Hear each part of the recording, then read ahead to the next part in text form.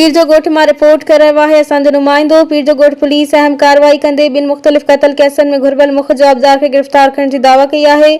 Police ज़रियन मूजिब गोठ हयात उॾण भरिसां छापे दौरान जवाबदार बशीर उॾण के हिरासत में वरतो वियो। जवाबदार ते इल्ज़ाम है तो एक हफ़्तो अॻु कोट दीनल शाह कॉलोनी पीर जो गोठ में महीने मेह चोरी करण की मज़ामत ते घर धणी गुलाम नबी नारेजो के कत्ल में मुलविस है। पुलिस जो चवण है त गिरफ्तार जवाबदार 1 साल अॻु पकोड़ाई चौक वट बेदर्दी से कत्ल कयल वज़ीर उॾण के केस में भी घुरबल हो और काफ़ी अरसे का फरार हो।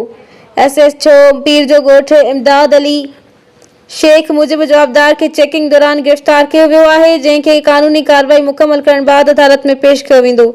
इन वधीक चयो त ॿिन्ही केसनि जी जांच जारी है और वधीक इंकशाफन की उम्मीद है। उन मौके ते फिदा हुसैन